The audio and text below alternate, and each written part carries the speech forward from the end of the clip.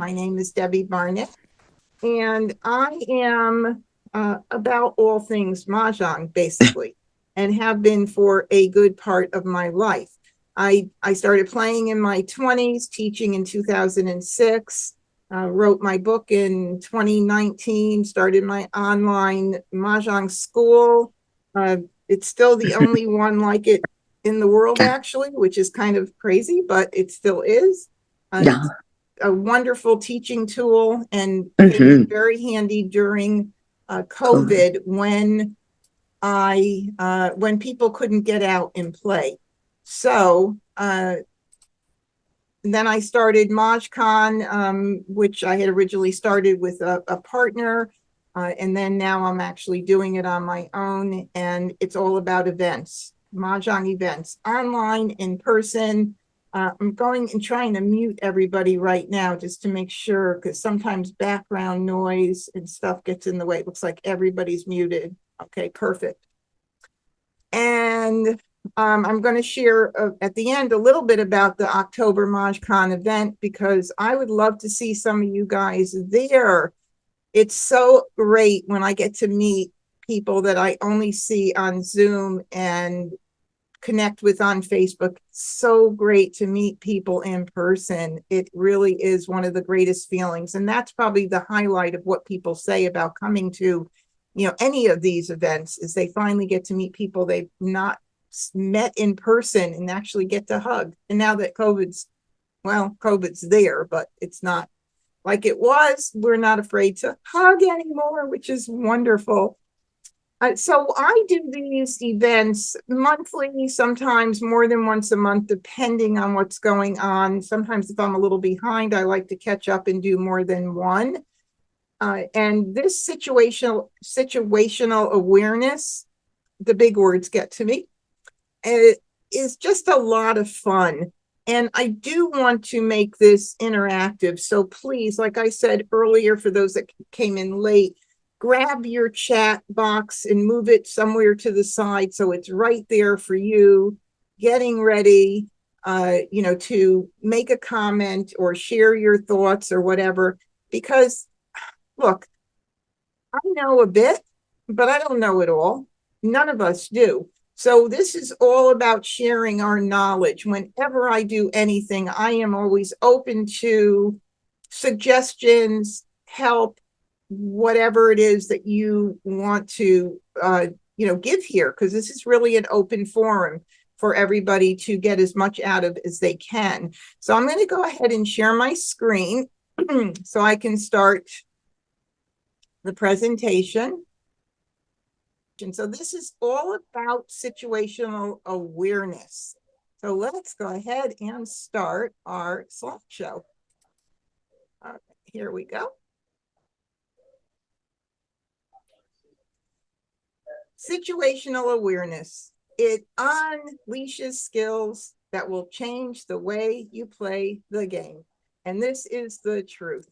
Just like with anything that you learn and play, there's always room for adding something new and improving the way you play and the way you look at other people, how you look at the way other people play.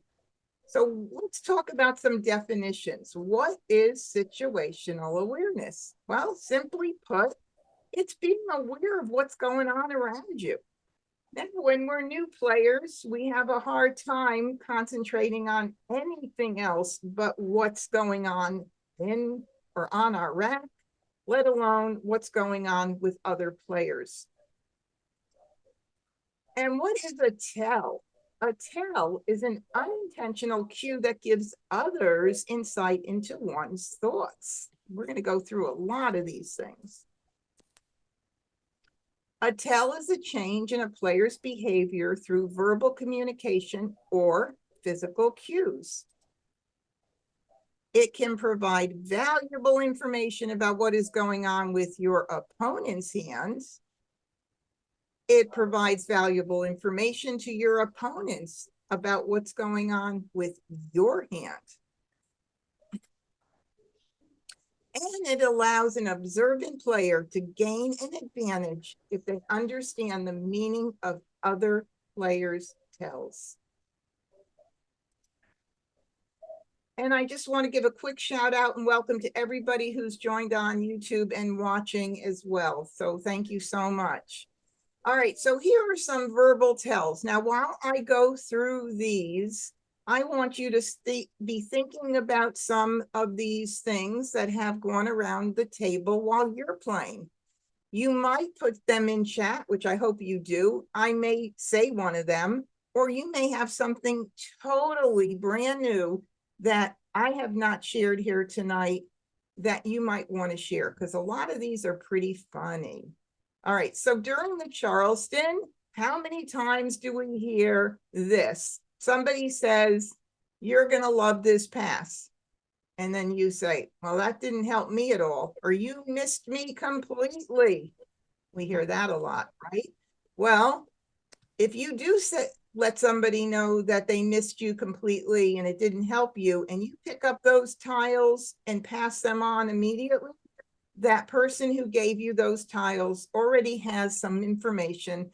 And in this game, we don't want to give any more information than we need to. So that's just one of those things that happens with does your set have any jokers? How many times do we hear that? Oh my goodness. So now somebody said to me, "Well, what if the person's bluffing you?" Okay, yeah, maybe that could be happening. But most of the time when people complain about not getting jokers, they really don't have jokers. Just something, these are things to just be aware of. When you need a flower, you don't get them. Well, we hear that all the time, right? I can't buy a flower. My garden's not growing.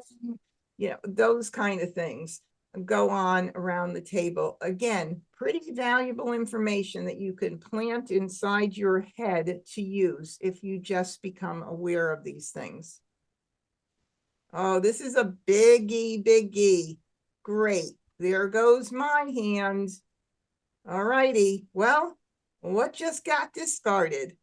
What happened that caused this person's hand to go? You know, or it might be something similar to this, and it might let you know that that tile then that went out is needed, and you have another one that you just picked or you had it in your hand, and now you're going to get it out right away because this player gave you some valuable information, right? This is no fun. Oh, there are some poor sports out there that play. Let me tell you, they don't like losing, right? So they're kind of letting you know that nothing good is happening in their hand. Hold up. Oh, never mind. Now, these are common things that you hear when somebody discards a tile and you're thinking about calling it. That's real valuable information, because that holdup or "oh, never mind" that you're hearing means they didn't need that tile. So take that information and use it. If you get that tile pretty quickly on, you're going to discard it right away. And okay, maybe that person still isn't ready to call it, but you've forced them to call it and put up jokers that they didn't want to put up. Good information there. And he says, "I have experienced the player who complains the most about having an awful hand and gets Mahjong anyway." Yeah, that's true. Usually they complain early on about that, and then all of a sudden they start picking in good tiles or jokers, and that does happen. But if it happens on a regular basis, you got to kind of think about, well, what is it? Are they really telling you the truth? Or, you know, that sometimes to me is a little bit strange. "I went the wrong way." Oh my goodness. How many times do we hear that? Now, if you take the verbal cue and add a physical cue to this, which would be, "I went the wrong way," and they're scrambling their tiles around trying to figure out what they can now do with their hand. Good information. You don't have to worry too much about them being so close to Mahjong. Look, everything has, you know, I always tell people there's nothing guaranteed in this game. You could think one thing's going to happen and something else happens, but the more information that you have, the better. Oh, Kim said, what about when they are lying? Kim, your comment might have come in delayed. Kim was talking about people that are bluffing, I guess, if you want to call it bluffing. You know, I've not experienced that in my games because I really think that it takes a lot more energy when somebody's playing to think about, well, what am I going to bluff, or how am I going to do that, or when, and what's the bluff going to be, than it is to be playing and have these habits come out, which are saying these things continually. Okay, these habits and behaviors, you know, that we're talking about tonight, those are harder to break and change. So for me, I'm not so sure that there's a lot of bluffers, but it could be. Let's see what else. Okay, yippee! Oh my goodness. I could just, oh, this one drives me crazy. When someone picks a joker, finally, yippee! It could be a lot of other words, but this is just one example of what goes on. And then finally, okay, well, what is it? Finally, you picked the tile you needed. Finally, a tile was discarded that you can call. I mean, it can be a lot of different things that this could be, but another way of giving a verbal cue. Let's talk about some physical tells. Putting your hand on the forehead. That's a pretty common one when you're playing and things aren't going your way, or a tile just went out. So it doesn't have to be a verbal tell. It could be a physical tell. Nail biting, fingers in the mouth. That's a pretty common one. Hesitation. This one happens the most when a tile goes out and you're thinking about calling it. That's another thing with hesitation. Of course, pick and rack will prevent that from happening, but hesitation is a big one. All right, let's talk about tile tells. Now, all of these tells, verbal, physical, and tile tells, right? These don't apply just to your opponents, but they also apply to you. So when you're learning these things and how to read others, you've got to become aware of your own as well. Spaces between tiles. I know some of you probably do this. Most of the players that are at an expert level of play, a high level of play, do not have spaces in their tiles.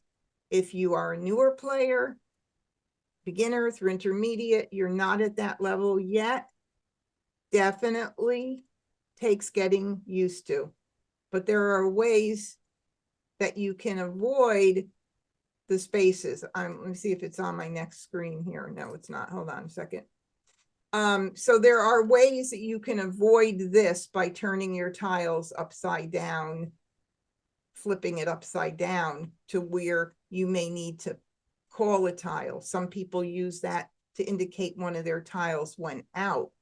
I prefer to put it where I need to call a tile because it's more important for me to hear, you know, to say, oh my God, I need, like in this picture, I need a 3 dot, and to be focused on that tile that's upside down as a reminder to me. Tile placement is another big one. How would anybody not know what is going on with this picture? 100%.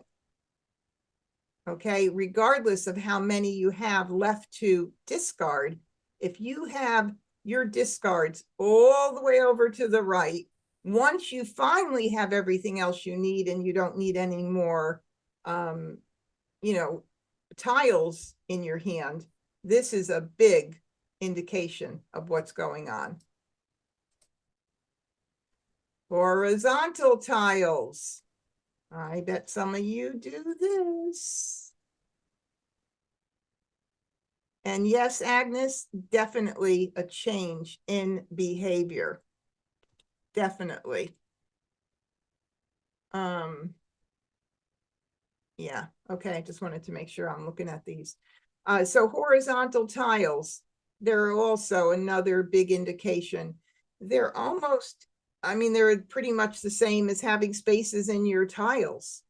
Again, some people do this to say, oh, one of my tiles went out.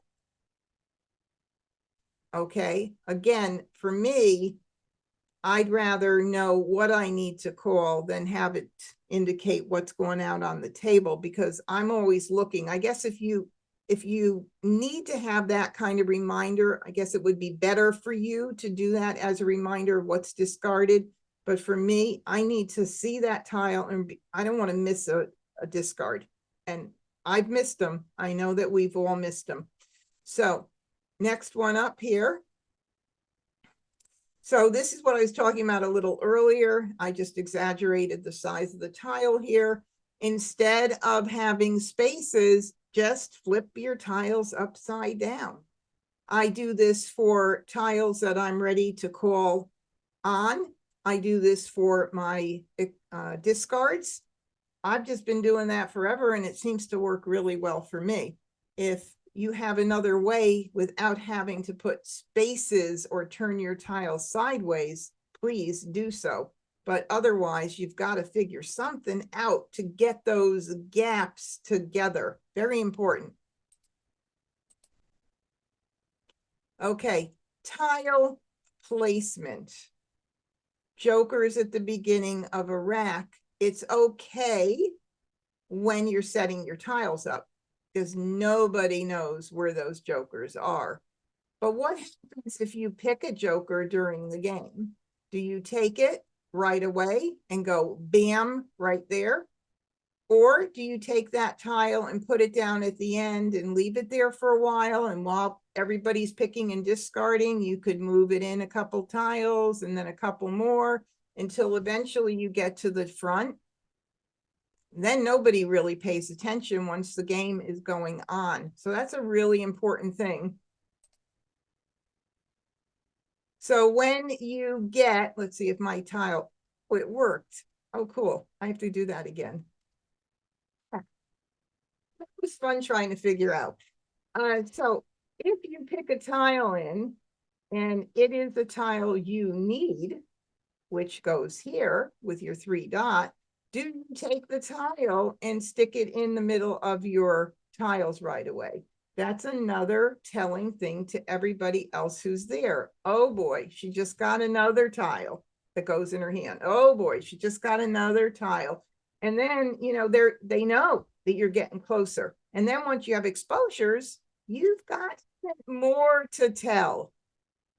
So we want to try to tell as little as possible. Okay, so let's see if it works. That's, oh, it didn't go all the way. But that's an example of what you would do if you pick and immediately put it where it belongs. Instead of doing that, just like if you pick a joker, don't quickly put it up front, because I mean, so I hear people saying, oh, you must have gotten a joker. Oh, you got another joker, right? So instead, sneak it in there. Be a little deceptive about it.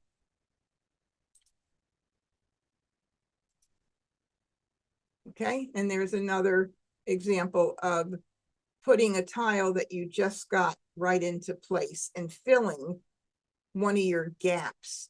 So this one is if you're using spaces.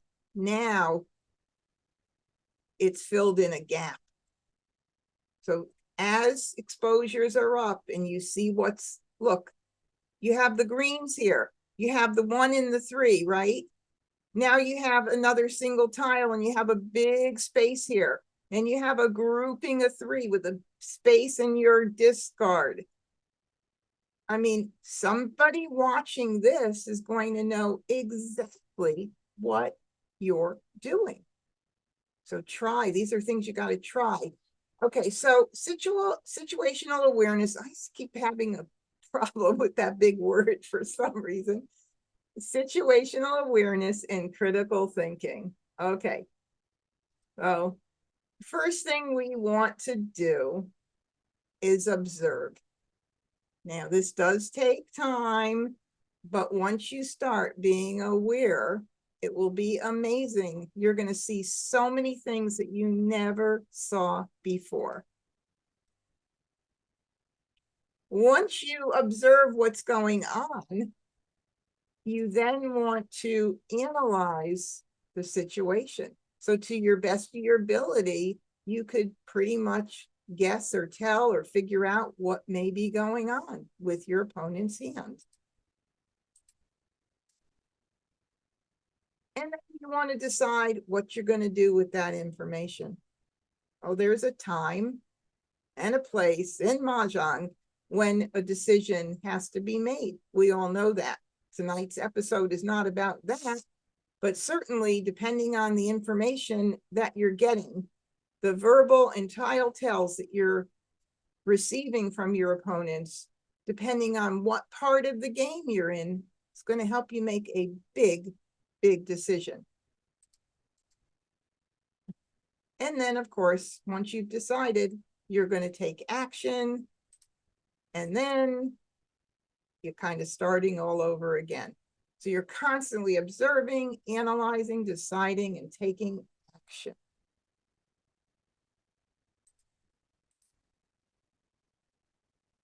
So, with this said, will you keep your old ways, or will you change up and create some new ways to play?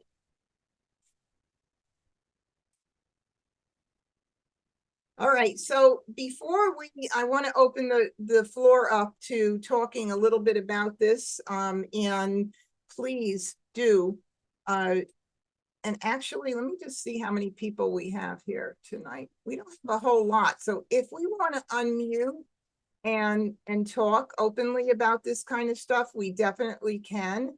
But before we do that, I just want to talk to you a little bit about MahjCon that's happening in October.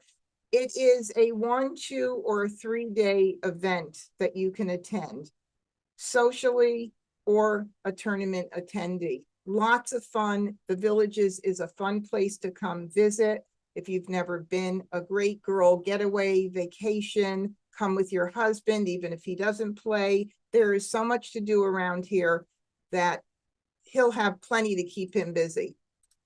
And some of the highlights of the event are continental breakfast both days, lunch on the full day, coaching by request only. So that's coaching for those players that want some coaching, which is a fun thing that I do. Silent auction for Alzheimer's, a 50-50 draw for Alzheimer's, shopping at exhibitor tables, an automatic table raffle. That one is fun. Door prizes galore, and much more. And if you want to know what the pricing is, we have the social play is a 1 day only for Thursday, or 3 days. That's come 3 days, or leave if you can't make it 3 days, but it's a Wednesday evening, Thursday all day, and a Friday morning. So you get to come and play all 3 days. And then we have our tournament. So we have a 3-day tournament attendees. All of the tournaments on each day are considered mini tournaments. So you get to have more chances to win, and it makes it a lot more fun for everybody. And then we have the 2-day tournament for this entry fee. And that would be Thursday all day and Friday morning. All right, and please if you haven't already subscribed to my YouTube channel so you get notifications on the different events coming up. The next one I have is Siamese Mahjong. We're going to actually be playing Siamese online at I Love Maj. I'm going to go through the rules.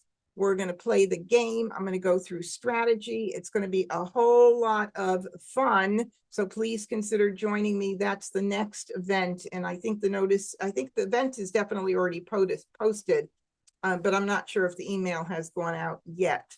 But keep your eye out if it has not already.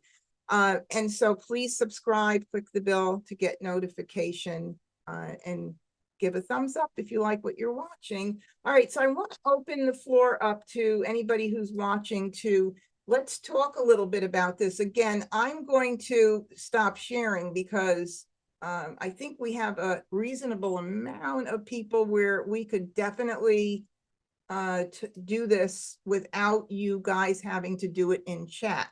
So all I need you to do is raise your hand. I'm going to watch there, and then you can unmute. I'll just say your name. I'll say unmute. And I want you to share some stuff that is going around. So Beverly says, if you play with regular players, you tend to know the hands they like to play. In the Charleston, try not to pass tiles of the hands that they play regularly. Well, I guess so. If they're not a flexible player, that didn't sound right, but if they're more fixed with their style of play, so they pick a section and they're comfortable with that section all the time, and you get to know what they're playing, absolutely. But when you're playing with somebody who is a very flexible player, meaning they play the whole card and keep track of a whole bunch of things, you're never going to know what they're playing. I honestly have to say that encourage them. Well, you can't really say that because they're giving you an advantage at the table. So I wouldn't change anything that they're doing because I think it's to your advantage, right? But for me, I play flexible and very open, and nobody is ever going to know my favorite hands. That's just what I'm saying. Carol says, I'm on YouTube. I am guilty of separating my tiles. I'm starting to work on it. Well, good job for starting to work on it.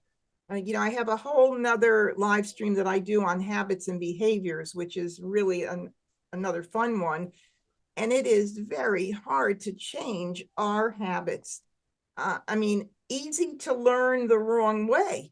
1, 2, 3, you can learn the wrong way, but to try and break the way you've learned is not easy.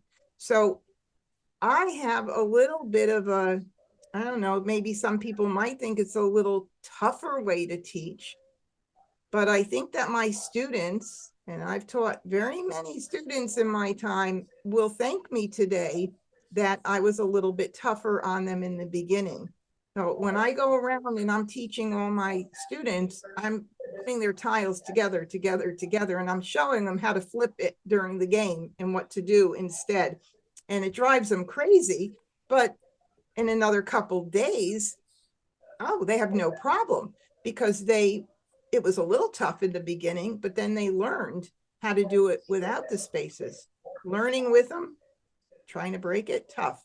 Okay, so Agnes says, Agnes, you can unmute. You have 2 tells to share, and I'd love to hear about them.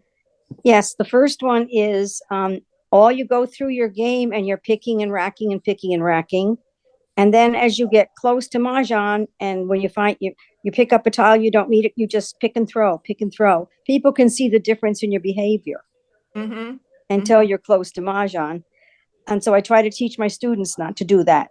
Right. So instead of just pick and throw, right, which that's a good point, Agnes. A lot of experienced players want to just pick and throw because it makes the game faster, right? But if you're using that just at the end of the game, because now you are ready for one tile and you're just picking and throwing and that is very telling. It's a very, very good one. I agree. So instead, try to get in the habit of picking and placing it on your rack. And that's another part of that tile placement, right? You could go even further than what I just showed you, which was kind of simplified. So we could make that even more complex by saying, if you pick a tile from the wall, put it in the mid. This is like a reverse psychology. Put it in the middle, move things around, and then discard the very same tiles you picked up. You know, you can have a lot of fun with that, but that's a great point. Okay, I know some of you have more to share. Come on, you guys. Okay, Andrew, you can unmute. The one thing is sort of about your like the tile placement. One thing you'll see sometimes pretty late in a game, some player they'll take a tile and they'll look at it and they'll rearrange their rack a couple times trying to see which is a better hand. And once you see that, you know they're not very close to Mahjong if they haven't, they don't have a hand to decide it on. So it kind of goes to your point about, like you say, you put the tile in and don't position it, let the next player do their thing because yeah, like you say, you'll see, oh, I got a tile that fits nicely here. In general, just, like you said, as the same every time, just put it there and don't move it. Just gave me some good information because another tell came into my brain when you just said what you said about that, which is such a good point. What about people that count their tiles out loud right there at the table? 1, 2, 3, 4, 5, 6, 7. 1, 2, 3, 4. East, 7 and 7. Ah, it's always the same. Yeah, you don't have to worry. They're not close. I got to add that one. I really like that. Counting out tiles out loud. Oh my goodness, that's a really good one. Okay, anybody else? Come on, you guys. Look, you could even be brave and share what you might do so that we could help each other out, because that's what this is all about, right? Because all of these things that, I went through, we definitely, Sharon.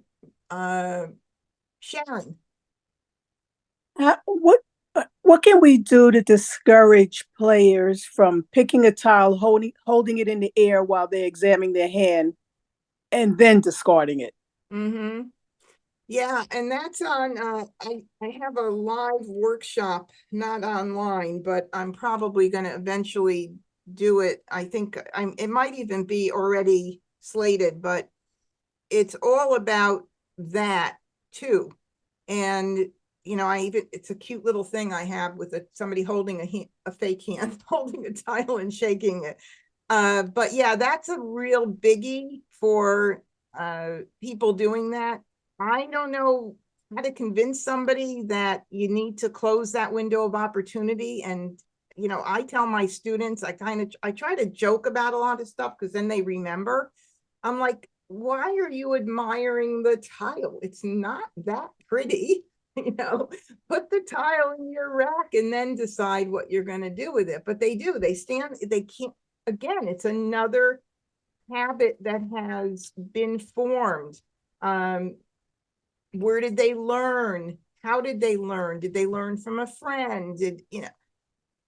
My students are not going to do that because they're going to go home and they're going to be having nightmares with Debbie in it for many weeks when they start taking lessons with me. They're going to have this little person there at night saying, pick and rack, racket. Well, of course, I'm referring to someone that I play with on a regular basis, and we learn from the same teacher. She says the same thing over and over again, but I guess it just doesn't click with some people. It doesn't. And, like I said, habits are hard to break. And, I also say, do you want to be a mediocre player? Do you want to stay kind of stagnant where you are and be predictable and have people know everything that's going on with you and your hand? Or do you want to grow to the next level? all of these things make us a stronger and a better player. So if we want to, we will change, right? It's just a little challenging. I Yeah. agree. Sharon, did that answer? Or are you? Yes, it did. And that? I have another question if no one else is up. Well, I'll come right back to you. Okay, come back to me. Don Okay. and Heath, I want to hear from Heath. Yeah, mine is kind of a question, and it's also strategy development.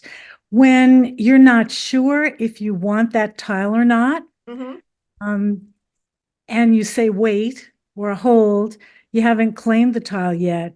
That's a tell that that could be an important tile for you. So how do you develop the skill to not do that? Like, should you just let the tile go by, or Okay, well, some of it depends on what level of play you're at, but I'd like to. exactly. Exactly. That's a great question. And of course, one of the, verbal tells I had was the wait and oh, never mind, because that's very common. Look, we all do that at times, right? We all do it because we think we're going to take it, and then we need time to think about it, and we decide we don't want it. That's going to happen to the best players. I mean, my group of girls that I play with, and guys, I shouldn't say girls only. I keep forgetting my group is now consists of many guys, not just girls. But very many times, that will happen, and not with the same person, but once in a while it happens. And these are all very good players. We all have that go on, but yes, it's very telling. Now, a new player says it a lot. So, a newer player because they're doing that continually. If you know what you're doing, you should not have to do that unless you're at that turning point of which way am I going to go? Okay. You've got these two great options, and now you got to make a decision, right? But not continually, because that's what happens with newer players, because they just can't, they don't turn their tiles upside down, or they don't do little things to help them out. I hope that answered your question. And if anybody else has anything to share along that line, please feel free anytime I say something to chime in. I think that it happens to me a lot when I don't know if I want to play with a pung or a kong in the hand, that tile. So it's not really, maybe I don't really have a solid hand yet. I can go multiple ways. And so that's just a comment. Now, that's another thing as far as growth and strategy, and knowing the card well, and knowing your hands that you're keeping track of. So what's really good is if you've got two really good hands that are fairly safe hands that you want to go with. And I say safe because maybe you have one that's got a single, or you need a pair or something. And so you're like, okay, well, I think I need to go in that direction. And when those two hands both use a pung, that's like the best of both worlds, because then you can call it, right? Especially if you call it without a joker in it. Yeah. But there's lots of strategies. I mean, for you, anybody who comes on Wednesday nights and watch me play, I am one of these don't call early gals. Okay. I mean, I am not going to call early if I am not pretty well set. If I can't call on multiple groupings, I'm not just going to call to call. I want to leave myself flexible for as long as I can. Phyllis is lovely haircut. Your hair is beautiful, Phyllis. I remember you said you were getting it done. Yeah, and today I did a strategy class with somebody, and I do 1 hour strategy classes online. And I'm telling you, it can change the way you think about how you play. Okay. Not what we're talking about. Some of this comes into play, certainly, when we're doing strategy, but more specifically about your approach to how you play and the things that you do to play defensively. And I teach strategy to advanced players, and they're like, I never knew that. I never did that. It's amazing to me, but it's true. And Wednesday nights, I do talk a lot about that. So Phyllis hears a lot about the stuff, that I talk about. Now, Sharon, you had another question, right? Yes. This is about myself. I often stopped at Charleston after the first left because I feel my hand is more or less set up and I would have to pass tiles that I feel I'll be using. So do you feel that's a bad strategy or unfair to the other players? So I'm going to give you my whole thing, and I wish I had my little infographic to get up, but I'm not going to get it up because it's another whole event to do with strategy. Stopping the Charleston for me only occurs when I have one hand and I don't have 3 tiles to pass.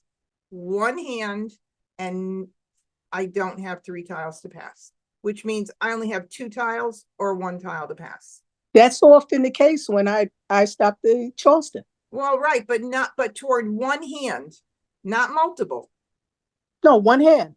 One hand. Yes. If you, by the end of the Charleston, are lucky enough multiple times during the day to stop the Charleston because you only have one hand, I'm giving you a clap, a hand. I mean, I'm just, good job. Because and for the most part, I show my teacher the hand and she agrees. okay. But I feel I'm being unfair to the other players at the table, but it is what it is. No, stopping the Charleston is not about them. It's about you.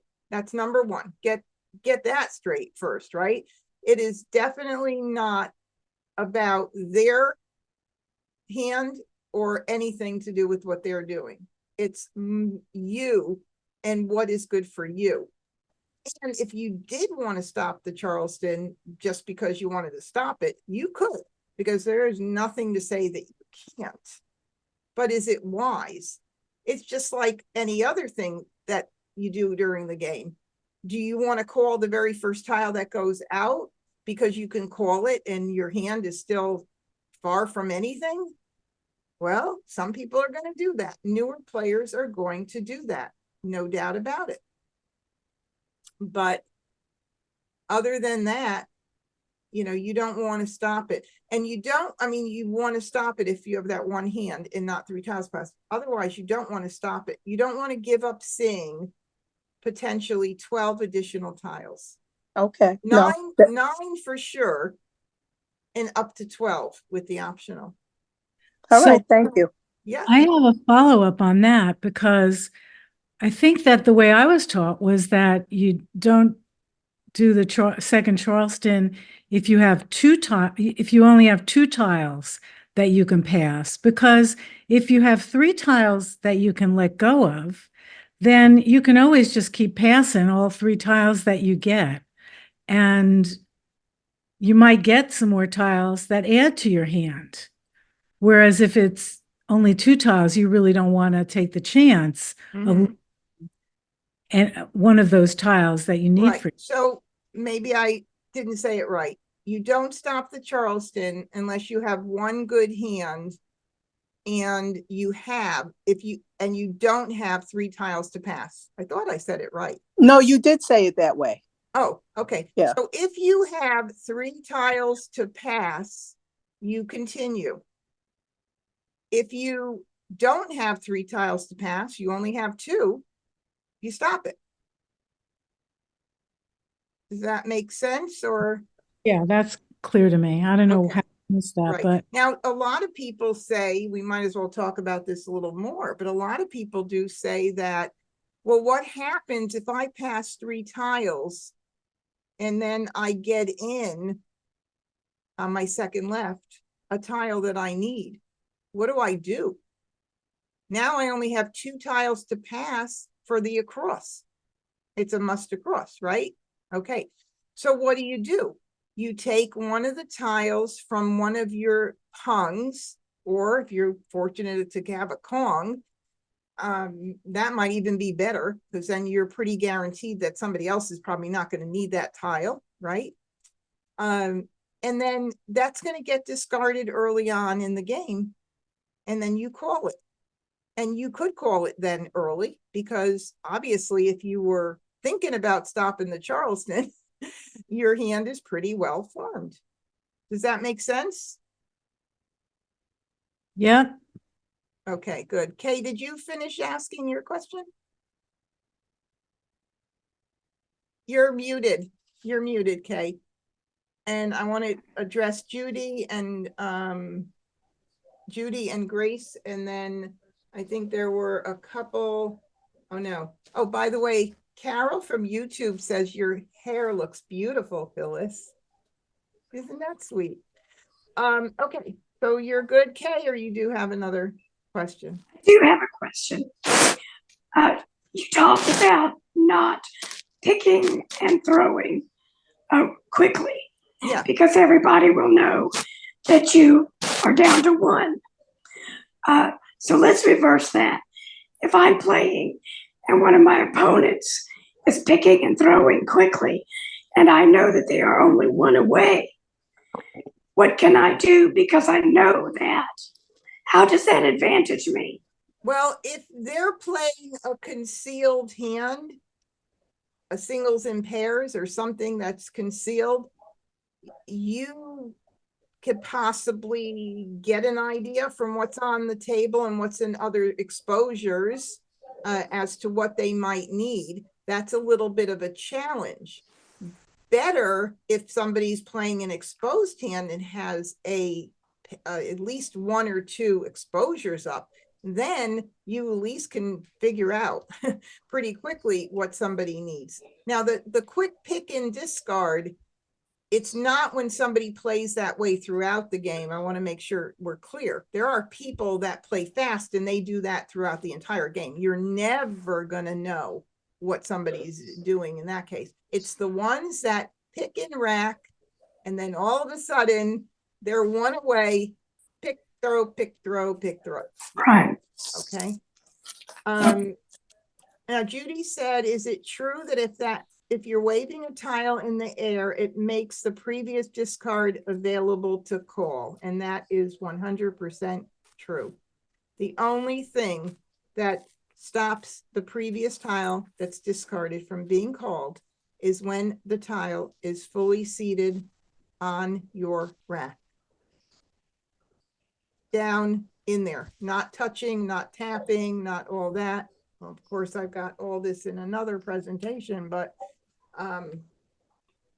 this is not that presentation. And then Grace said, good point, Grace.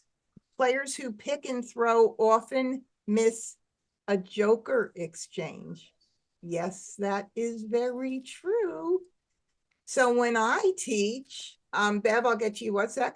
When I teach, okay, it's pick and rack, look around the table and discard. Quickly, not a slow, I mean, you can't take forever. You just pick and rack and just scan the table with your eyes, right? Quick thing to do. We don't want to miss those jokers. Oh my goodness. I have a dear friend who beats herself up when she misses a joker. I'm telling you, you'd think that she did the worst thing in the world. She cannot get over it. Okay, Bev, you can unmute.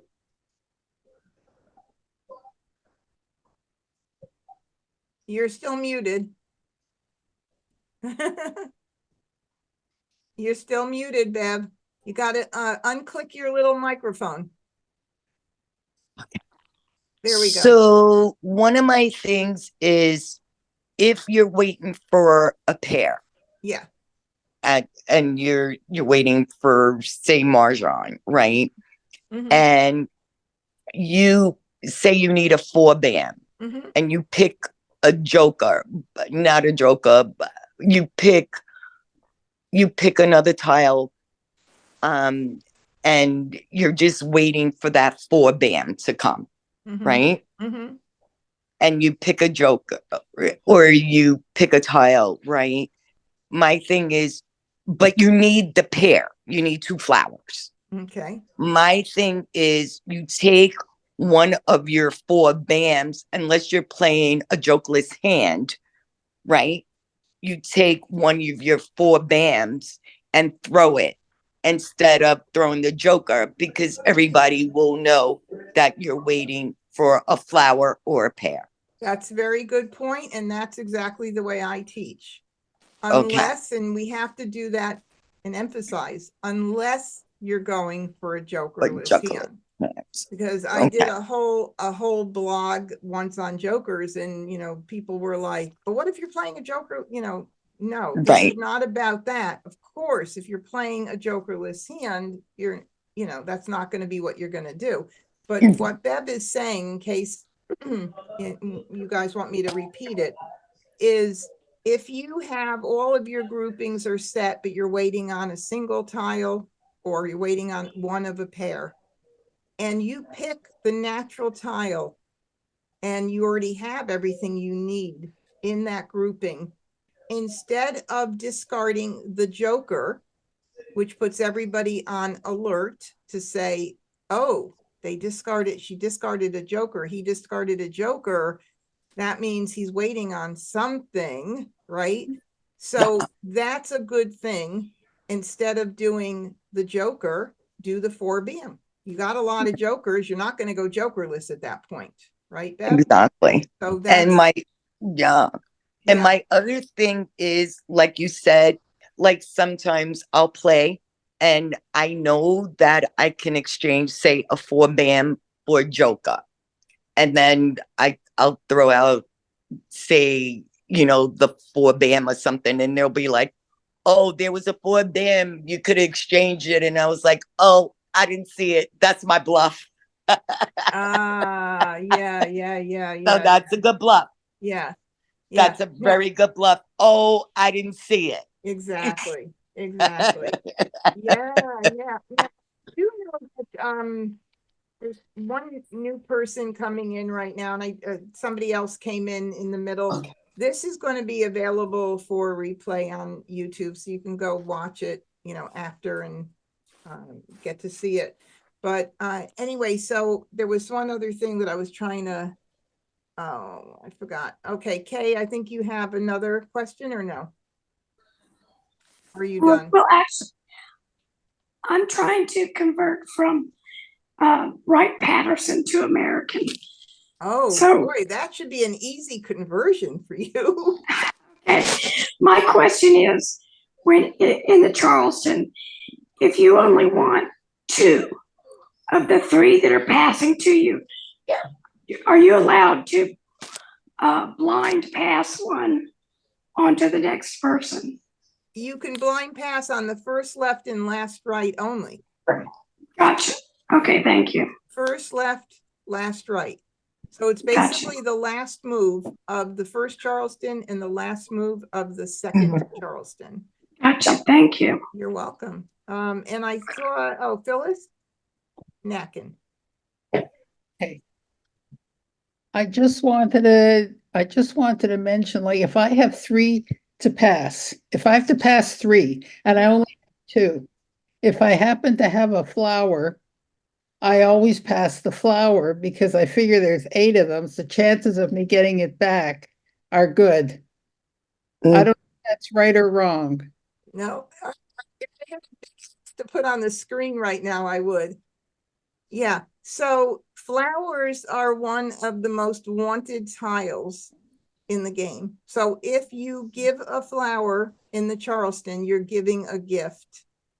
And the only time that you might get that tile back is if you gave it to the person who was aware enough that you gave, that you were the one who gave it to them, and they give it back to you. And I have done that in a situation where, I wanted to maximize what I got in, and I knew that person, so let's say on the first left, they gave me a flower, right? I got a flower. The game goes around, and on the last right, I decide that I want to give the flower. I would do that because that person gave me a flower. And since flowers don't really go around the Charleston, well, at least the people I play with don't pass flowers, then I could be pretty sure to give it right back to the person who gave it to me and know that they're not playing it. But that would be the only time I would do that. Beverly, you want to say something? I see. I'm sorry. As far as flowers, if I have a flower hanging out, and I have other tiles to pass, that will be one of my first discards because I figured no one's set up. If you need 2 flowers, you're not set up. If you need 4, you need 5, you're not set up. So that's one of my first tiles that I'll discard. Okay, that would make sense. But for me, I'll always give you my honest opinions here.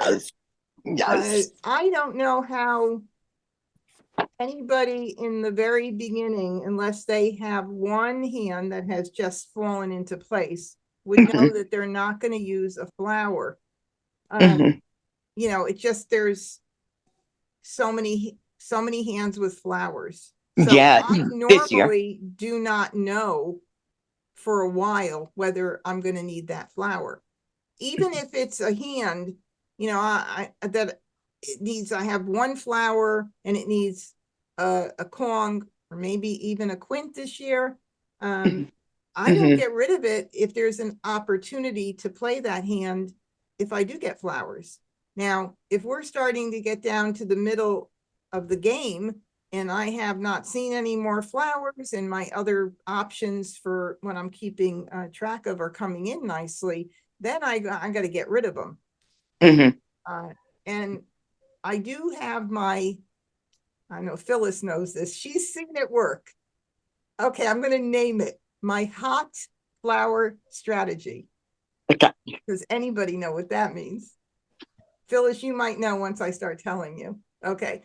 So I sometimes, when I call it a hot flower strategy, it's because it's a bit of a dangerous thing to do, but it does work quite a bit. So that would be, let's say you had the one flower and, again, I don't get rid of my flowers early, but I know now it's toward the middle of the game and I know I'm not using flowers and I end up picking another flower. And then I'll wait till the beginning of the end game, which is 33 tiles. And put out a flower, discard a flower, and then somebody calls it with a joker. What you don't want to have happen is they call it for Mahjong, but hopefully that's not going to happen. But let's put it this way. If it happens, they're going to have it some way or another very soon anyway, if they're in that good a shape. So whether it's by me or not. But Phyllis, do you remember the night I picked 3 flowers and I discarded one and someone put it up with 2 jokers and I got the 2 jokers? That really worked out. And Phyllis, I'm not sure if she's yes or no. She didn't shake her head. What? The other Phyllis, Phyllis D, who comes on Wednesday nights. You remember that time I did that with the flowers and I got 2 jokers? It's a little bit of a dangerous game to play, but I do sometimes do it and it works a good amount of the time. So Debbie, another thing that I do, I try to hold on to my flowers unless I know that I've got so many tiles during the Charleston toward a hand that doesn't need flowers. And I hold on to it because I think there's a pretty good chance that somebody's going to put up flowers with jokers at some point and I can get that joker. And if he does that, or they put up flowers without jokers, then that flower has become a safe tile to discard toward the end of the game. Correct. Yeah. And that's along the same line with the flower thing that I do. That's the reason I hold the one, or if I get more than one, whether you discard one and someone else calls it and puts up their joker, or, you discard 2 and someone puts up 2. That's the exact thing I'm talking about. So very good. And, yes, safe tiles, certainly. So, anyway, I did want to make mention that I do these 1 hour strategy lessons, and if anybody is listening and you feel like you want to try a 1 hour strategy lesson, because some of this stuff that we're talking about is not something that you're really putting into play a lot, I do encourage you, you can reach out to me at debbie@mahjcon.com or mahjongteacher1@gmail, mahjong with a 1G, just because. Thank you, everybody. Last chance to ask the question. I don't see any hands up, so I will then call this a night. Let me stop. Thanks, Debbie. It's a great session. Yes. Thank you. Thanks, Thank you Deb. so much. I already am stopped sharing. I was like, I have to stop sharing. Oh, Okay.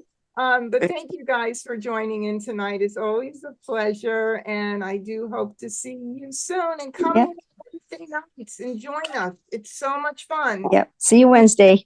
See you guys. Bye. Bye-bye. Thank you. Thank you, Debbie. bye. Thanks so much. Great Welcome. seeing you. Bye. Bye. Bye.